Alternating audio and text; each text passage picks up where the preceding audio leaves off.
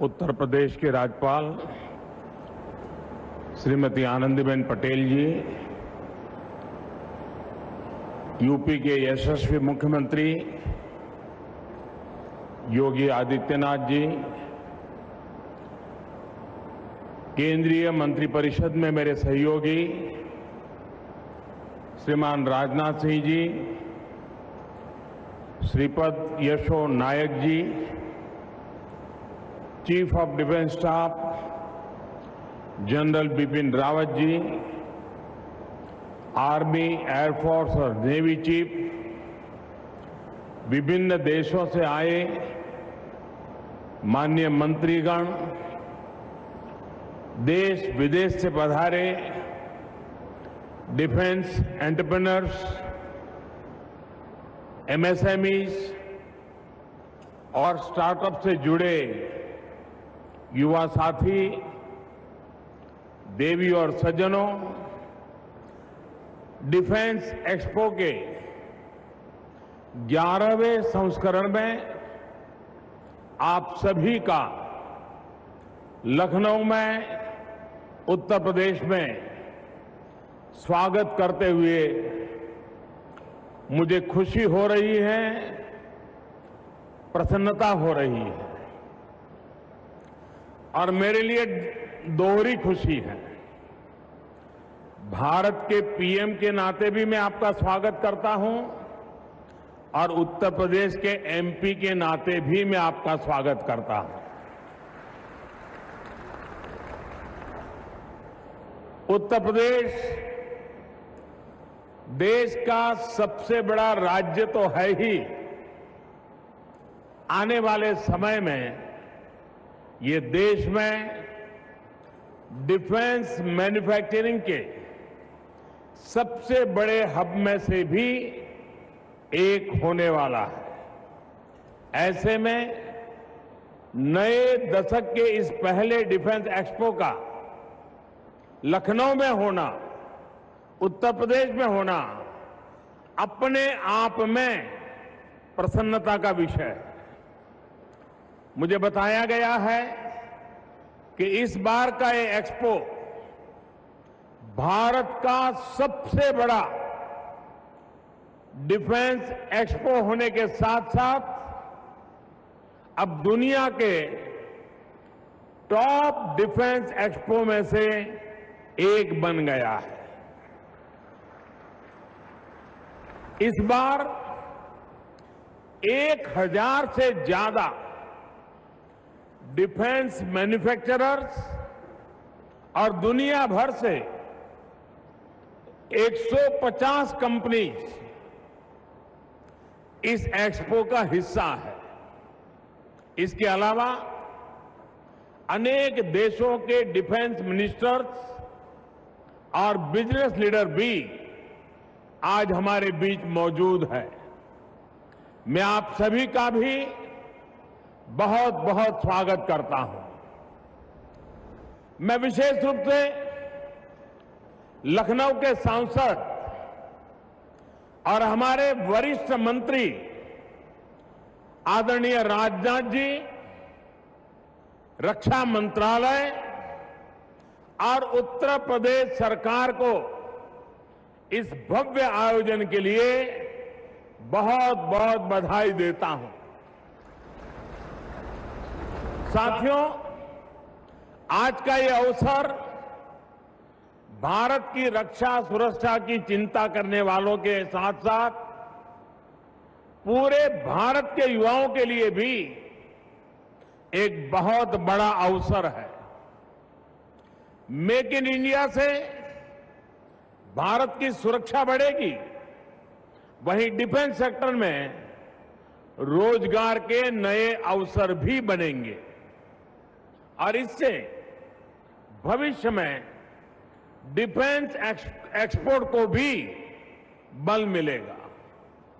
साथियों, दुनिया में जब 21वीं सदी की चर्चा होती है तो स्वाभाविक रूप से दुनिया का ध्यान भारत की तरफ केंद्रित होता है। आज का ये डिफेंस एक्सपो भारत की विशालता, उसकी व्यापकता, उसकी विविधता और विश्व में उसकी विस्तृत भागीदारी का जीता जागता सबूत है। मैं इस बात का भी ये सबूत है कि सुरक्षा और रक्षा के क्षेत्र में भारत एक सशक्त भूमिका लेकर आगे बढ़ रहा है। ये एक्सपो सिर्फ डिफेंस से संबंधित उद्योग में ही नहीं, बल्कि समग्र रूप से भारत के प्रति दुनिया के विश्वास को भी प्रकट करता है। रक्षा और इकोनॉमी जैसे विषयों की जानकारी रखने वाले जरूर इस बात को जानते हैं कि भारत सिर्फ एक बाजार ही नहीं है, भारत पूरे विश्व के लिए एक अपार अवसर भी है। साथियों, मानव जीवन का इतिहास जितना पुराना है, सुरक्षा की चुनौतियों का इतिहास भी उतना ही पुराना है। इन चुनौतियों के स्वरूप में, कारणों में, उनसे निपटने के तरीकों में भी परिवर्तन समय समय पर दुनिया ने देखे हैं। जैसे जैसे युग बदलता जा रहा है, सुरक्षा की चिंताएं और चुनौतियां और अधिक गंभीर होती जा रही है। जैसे जैसे जिंदगी टेक्नोलॉजी ड्रिवन होती जा रही है, वैसे वैसे सुरक्षा की चुनौतियां भी टेक्नोलॉजी ड्रिवन होती जा रही है। और इसलिए आज के इस डिफेंस एक्सपो की थीम भी आने वाली कल की चिंता और चुनौतियों से जुड़ी हुई है। डिजिटल ट्रांसफॉर्मेशन ऑफ डिफेंस, ये थीम और ये विषय वर्तमान के साथ ही भविष्य के लिए भी बहुत महत्वपूर्ण है। साथियों, टेक्नोलॉजी का गलत इस्तेमाल हो और टेररिज्म भी हो या फिर साइबर थ्रेट हो, ये पूरे विश्व के लिए बहुत बड़ी चुनौती है।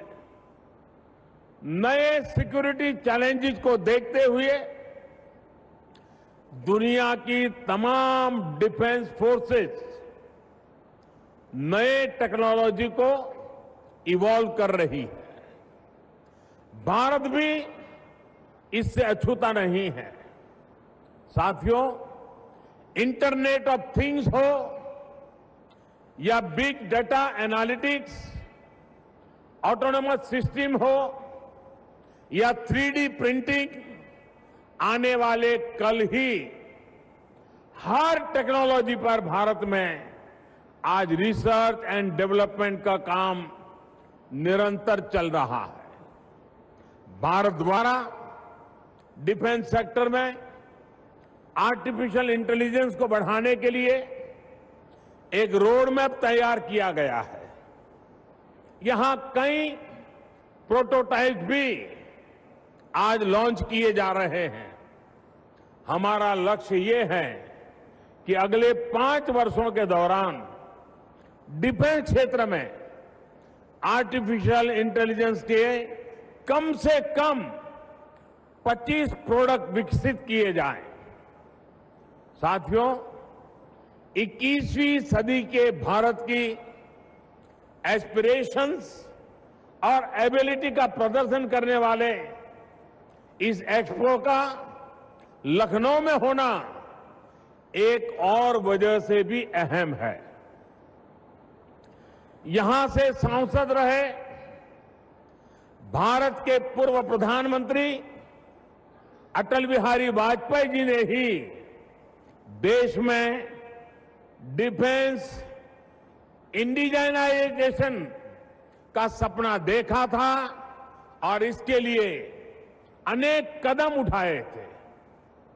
उन्हीं के विजन पर चलते हुए भारत ने अनेक डिफेंस प्रोडक्ट्स के निर्माण में तेजी हासिल की। बीते 5 वर्षों में इसमें और ज्यादा तेजी आई है। साल 2014 तक यहां सिर्फ 217 डिफेंस लाइसेंस इशू किए गए थे। वहीं बीते 5 वर्षों में ये संख्या 460 हो गई है, यानी 2 गुनी से भी ज्यादा हो गई है। आर्टिलरी गन्स हो, एयरक्राफ्ट कैरियर हो, फ्रिगेट हो, सबमरीन हो, लाइट कॉम्बैट एयरक्राफ्ट हो, कॉम्बैट हेलीकॉप्टर्स हो, ऐसे अनेक साजो सामान आज भारत में ही बन रहे हैं। साथियों, आज भारत अपनी आवश्यकताओं के लिए आधुनिक अस्त्र शस्त्र का निर्माण तो कर ही रहा है, ग्लोबल डिफेंस एक्सपोर्ट में भी अपना शेयर बढ़ रहा है। वर्ष 2014 में भारत का डिफेंस एक्सपोर्ट लगभग 2000 करोड़ रुपए का था। वहीं बीते 2 साल में भारत करीब 17,000 करोड़ डिफेंस एक्सपोर्ट कर चुका है। अब हमारा लक्ष्य ये है कि आने वाले 5 वर्ष में डिफेंस एक्सपोर्ट उसको हम $5 बिलियन यानी करीब करीब 35,000 करोड़ रुपए तक बढ़ाया जाए। साथियों, बीते 5 वर्षों से भारत में डिफेंस मैन्युफैक्चरिंग को लेकर जो ये नई ऊर्जा दिख रही है, इसके पीछे हमारे अतीत के अनुभव है, वर्तमान की आवश्यकताएं हैं और भविष्य की चुनौतियां भी। डिफेंस मैन्युफैक्चरिंग क्षेत्र में भारत सैकड़ों वर्षों तक दुनिया की प्रमुख शक्तियों में रहा, लेकिन आजादी के बाद हमने अपनी इस ताकत का उपयोग उस गंभीरता से नहीं किया जितना हम कर सकते थे। हमारी नीति और रणनीति इंपोर्ट पर फोकस होकर रह गई। परिणाम यह हुआ कि भारत दुनिया का सबसे बड़ा आर्म्स इंपोर्टर बन गया। दुनिया की दूसरी बड़ी आबादी, दुनिया की दूसरी बड़ी सेना और दुनिया का सबसे बड़ा लोकतंत्र कब तक सिर्फ और सिर्फ इंपोर्ट के भरोसे रह सकता था? यही नहीं, डिफेंस इंपोर्ट से भारत का इंपोर्ट बिल भी निरंतर बढ़ता जा रहा था। अगर इंपोर्ट की नीति पर ही हम काम करते रहते तो $5 ट्रिलियन इकोनॉमी का ड्रीम भी देश कैसे देख पाता। भारत के युवाओं के लिए डिफेंस सेक्टर में लाखों नए रोजगार के निर्माण का सपना कैसे पूरा हो सकता। साथियों, इसी स्थिति को बदलने के लिए 2014 के बाद एक के बाद एक पॉलिसी रिफॉर्म किए गए। बीते 5 वर्ष में भारत में ईज ऑफ डूइंग बिजनेस को लेकर अभूतपूर्व सुधार हुआ है, जिसका लाभ निश्चित तौर पर डिफेंस सेक्टर को भी मिल रहा है। आज भारत का मंत्र है make in India, for India and for the world. साथियों, आधुनिक शस्त्रों के विकास के लिए दो प्रमुख आवश्यकताएं हैं। रिसर्च एंड डेवलपमेंट की उच्च क्षमता और उन शस्त्रों का उत्पादन। बीते 5-6 वर्षों में हमारी सरकार ने इसे अपनी राष्ट्र नीति का प्रमुख अंग बनाया है। इसी नीति पर चलते हुए डिफेंस R&D और मैन्युफैक्चरिंग के लिए देश में जरूरी इंफ्रास्ट्रक्चर तैयार किया जा रहा है। दूसरे देशों के साथ ज्वाइंट वेंचर्स पर काम किया जा रहा है। एक फोकस अप्रोच के साथ तमाम साइलोज को खत्म करने की भी कोशिश की गई है, जिसके कारण इन्वेस्टमेंट और इनोवेशन के लिए आज जरूरी एनवायरनमेंट तैयार है। साथियों, हमारी सरकार ये भी चाहती है कि डिफेंस मैन्युफैक्चरिंग सिर्फ सरकारी संस्थानों तक ही सीमित नहीं रहे, बल्कि इसमें निजी क्षेत्र की भी बराबर की भागीदारी हो, साझेदारी हो। मैं समझता हूं कि उपयोगकर्ता और उत्पादक यानी यूजर एंड प्रोड्यूसर के बीच भागीदारी से राष्ट्रीय सुरक्षा को और अधिक शक्तिशाली बनाया जा सकता है। इस कार्य में भारत तथा विदेश के निजी उद्योग अपना योगदान कर सकते हैं। पहले डिफेंस मैन्युफैक्चरिंग में प्राइवेट सेक्टर को टेस्टिंग इंफ्रास्ट्रक्चर की बहुत समस्याएं आती थी। इसके लिए अब रास्ते खोले गए हैं और डीआरडीओ में भारतीय उद्योगों के लिए बिना चार्ज के ट्रांसफर ऑफ टेक्नोलॉजी की नीति बनाई गई है। भारतीय उद्योग डीआरडीओ के पेटेंट्स अब फ्री ऑफ कॉस्ट प्राप्त कर सकते हैं। वहीं रिसर्च में यंग टैलेंट को बढ़ावा देने के लिए डीआरडीओ ने 5 नई लैब बनाई हैं। उन्हें 35 साल से कम उम्र के युवा ही मैनेज भी कर रहे हैं और इनमें रिसर्च भी कर रहे हैं। ऐसे कदमों से डिफेंस सेक्टर में पब्लिक और प्राइवेट सेक्टर के बेहतर इंटीग्रेशन और एक दूसरे की क्षमताओं से बेहतर लाभ मिलने में काफी मदद मिल रही है। इसके अलावा इंडियन मैन्युफैक्चरर्स के लिए इंडस्ट्रियल लाइसेंसिंग रिजीम को उदार बनाया गया है। इससे रक्षा क्षेत्र में न्यू एंट्रेंस का, खास तौर पर एसएमईज की एंट्री आसान हुई है। निजी क्षेत्र की सहूलियत बढ़ाने के लिए ऑर्डिनेंस फैक्ट्री द्वारा बनाए जा रही 600 वस्तुओं में से हमारी सरकार द्वारा 275 को नॉन कोर घोषित किया गया है।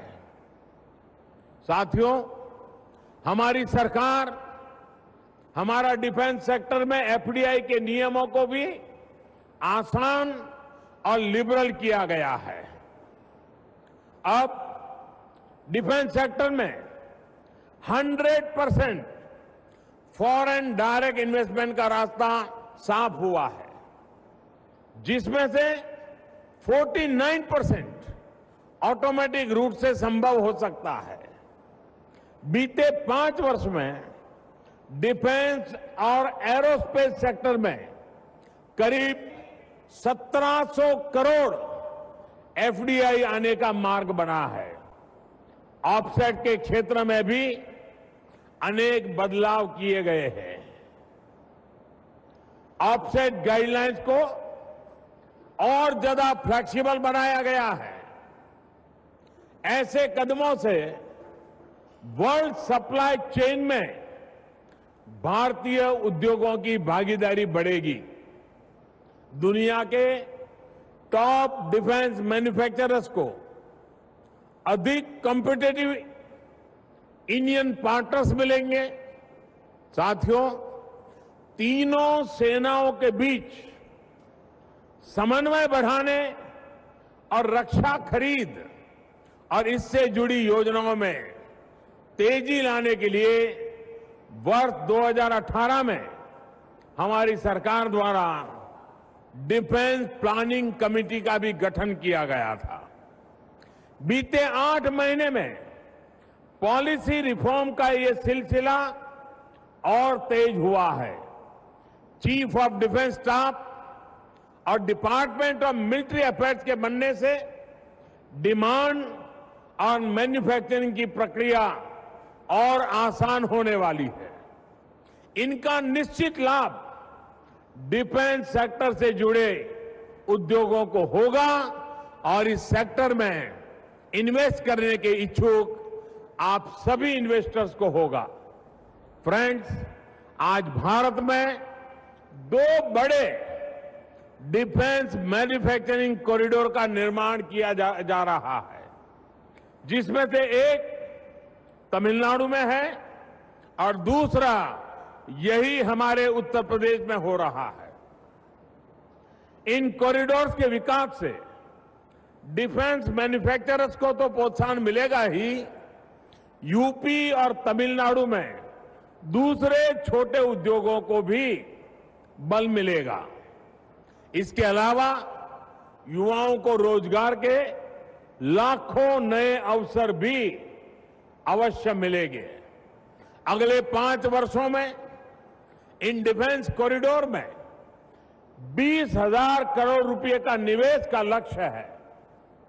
अब तक यूपी डिफेंस कॉरिडोर के लिए 3,700 करोड़ रुपए और तमिलनाडु के डिफेंस कॉरिडोर के लिए 3,100 करोड़ रुपए के निवेश की घोषणा भी हो चुकी है। यूपी के डिफेंस कॉरिडोर के तहत यहां लखनऊ के अलावा अलीगढ़, आगरा, झांसी, चित्रकूट और कानपुर में नोड स्थापित किए जाएंगे। वैसे यहां पास में ही अमेठी के कोरबा में Indo Russian rifle private limited के बारे में आपने जरूर सुना होगा। ये जगह लखनऊ से बहुत दूर नहीं है। यहां भारत और रूस के बीच AK-203 राइफल बनाने का एक ज्वाइंट वेंचर चल रहा है। ये ज्वाइंट वेंचर आने वाले समय में भारत में एक वर्ल्ड क्लास सप्लाई चेन तैयार करेगा। AK-203 राइफल के उत्पादन में 100% इंडिजिनाइजेशन लक्ष्य हासिल करेगा। भारत में डिफेंस मैन्युफैक्चरिंग को और गति देने के लिए और विस्तार देने के लिए नए लक्ष्य, नए टारगेट रखे गए हैं। हमारा लक्ष्य रक्षा उत्पादन के क्षेत्र में MSMEs की संख्या को अगले 5 वर्षों में 15,000 के पार पहुंचाना है। साथियों, मुझे खुशी है कि 2018 में डिफेंस एक्सपो में आईडेक्स यानी इनोवेशन फॉर डिफेंस एक्सेलेंस की शुरुआत की गई थी। इसका उद्देश्य स्टार्टअप्स, MSMEs और इंडिविजुअल इनोवेटर्स को भारतीय रक्षा प्रतिष्ठानों के साथ जोड़ने के लिए जरूरी इकोसिस्टम तैयार करना था। इसकी मदद से अब फोर्सेस की जरूरतों के अनुसार लेटेस्ट टेक्नोलॉजिकल और इनोवेटिव उपाय विकसित किए जा रहे हैं। इनमें see through armour under water vehicles, सैनिकों के लिए इंडिविजुअल प्रोटेक्शन सिस्टम शामिल है। मुझे विश्वास है इस प्रयास से दुनिया भर में फैले इंडियन इनोवेटर्स जुड़ेंगे। साथियों, आईडेक्स के आइडिया को विस्तार देने के लिए, इसको स्केल अप करने के लिए 200 नए डिफेंस स्टार्टअप शुरू करने का लक्ष्य रखा गया है। कोशिश ये है कि कम से कम 50 नई टेक्नोलॉजीज और प्रोडक्ट्स का विकास संभव हो सके। इसके अलावा डीआरडीओ में इंडिजीनियस टेक्नोलॉजीज के विकास के लिए कोलैबोरेटिव एकेडमिक रिसर्च पर भी काम चल रहा है। ये भी लक्ष्य रखा गया है कि बाहर से इंपोर्ट किए गए कंपोनेंट्स और भारत में बने रक्षा उपकरण का, सब असेंबलीज का, इंडिजिनाइजेशन का, ये हम आसानी से कर सके। अगले 5 वर्षों के दौरान 5000 ऐसे कंपोनेंट्स को इंडिजिनाइज करने का टारगेट लेकर देश आगे बढ़ रहा है। आने वाले समय में हमारा प्रयास एक long term integrated perspective plan बनाने का भी है, जो डिफेंस टेक्नोलॉजी डेवलपमेंट से जुड़ी रणनीति को दिशा देगा। इसका उद्देश्य आने वाले 15-20 वर्षों में अति आवश्यक टेक्नोलॉजिकल क्षमताओं की पहचान करके उसके निर्माण के लिए योजना बनाना है। वैसे मेरा यह भी सुझाव है कि देश की प्रमुख इंडस्ट्रीज और इंडस्ट्री बॉडीज को डिफेंस मैन्युफैक्चरिंग का एक कॉमन प्लेटफॉर्म बनाना चाहिए, जिससे वो रक्षा के क्षेत्र में टेक्नोलॉजी के विकास और उत्पादन दोनों का लाभ उठा सके। साथियों, विश्व पटल के साथ ही आज भारत आउटर स्पेस में भी अपने इंटरेस्ट को सुरक्षित रखने के लिए जरूरी कैपेबिलिटीज एक्सप्लोर कर रहा है। आउटर स्पेस में भारत की उपस्थिति पहले से ही मजबूत है और आने वाले वर्षों में ये और सशक्त होने वाली है। भारत की स्पेस टेक्नोलॉजी 130 करोड़ भारतीयों को गवर्नेंस से लेकर सिक्योरिटी तक में अहम भूमिका निभा रही है। गरीब के घर के निर्माण से लेकर विनाशकारी साइक्लोन से भारतीयों की रक्षा के लिए आज अपने स्पेस एसेट्स का उपयोग हम कर रहे हैं। ऐसे में स्पेस में भारत की रुचि वॉरफेयर के लिए नहीं, वेलफेयर के लिए है। भारतीयों के साथ ही सबके वेल बीइंग के लिए है। मुझे गर्व है कि इस मामले में भारत ने इंडिजीनियस टेक्नोलॉजी का विकास किया है। आज इसरो भारत के लिए, पूरी दुनिया के लिए आउटर स्पेस एक्सप्लोर कर रहा है, तो भारत का डीआरडीओ इन एसेट्स को गलत ताकतों से बचाने के लिए डिफेंस की दीवार भी खड़ी कर रहा है। आज स्पेस एक्सप्लोरेशन, स्पेस डिफेंस, दोनों मामलों में भारत दुनिया की एक अहम ताकत है। आने वाले समय में इसको हम और अधिक एक्सप्लोर करेंगे, पूरी जिम्मेदारी के साथ एक्सप्लोर करेंगे। साथियों, डिफेंस मैन्युफैक्चरिंग में भारत की आत्मनिर्भरता उसका एक और महत्वपूर्ण पहलू है। हम पर इंडियन ओशन रीजन के साथ साथ दुनिया के एक बड़े हिस्से में अपने हितों के अलावा मानवता को भी सुरक्षित रखने की जिम्मेदारी है। हमारे ऊपर खुद के साथ साथ पड़ोस के अपने मित्र देशों को भी सुरक्षा देने का दायित्व है। हम ऐसे क्षेत्र में हैं जहां सुरक्षा से जुड़ी तमाम चुनौतियां हैं। इन चुनौतियों के लिए हर वक्त तैयार रहना हमारी जरूरत है। साथियों, डिफेंस प्रोडक्शन को लेकर हमारी एम्बिशंस किसी दूसरे देश के खिलाफ नहीं है। ये काम भारत का अगर इतिहास देखा जाए, भारत ने ना कभी किया है और ना ही ऐसा करने की हमारी इच्छा है। भारत आज से नहीं बल्कि हमेशा से विश्व शांति का भरोसेमंद पार्टनर रहा है। 2 वर्ल्ड वॉर्स में हमारा डायरेक्ट स्टेक ना होते हुए भी भारत के हजारों जवान शहीद हुए। आज दुनिया भर में 6,000 से ज्यादा भारतीय सैनिक यूएन पीस कीपिंग फोर्स का हिस्सा है। यहां अफ्रीका में हमारे मित्र देशों के अनेक साथी आज मौजूद हैं। वो जानते हैं कि अफ्रीका में शांति स्थापना के लिए भारत की सेना ने किस तरह हमेशा अग्रणी भूमिका निभाई है।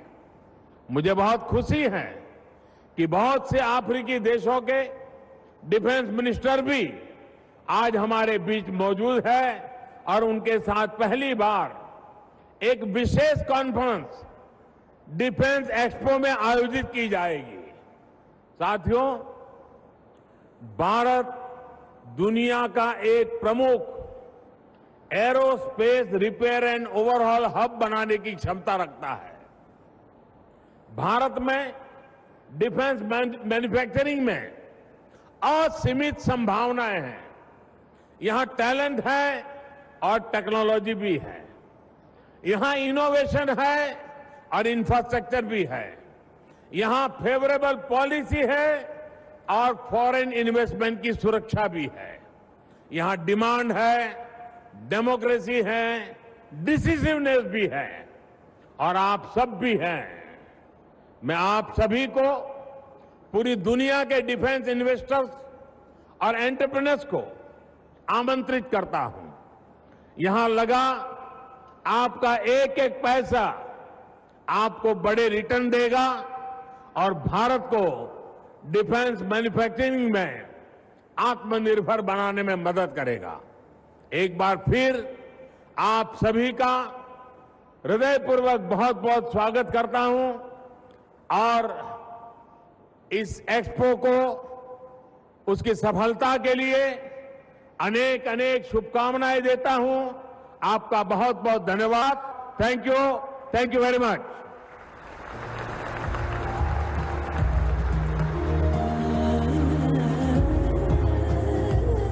Thank you very much, sir, for the inspiring words.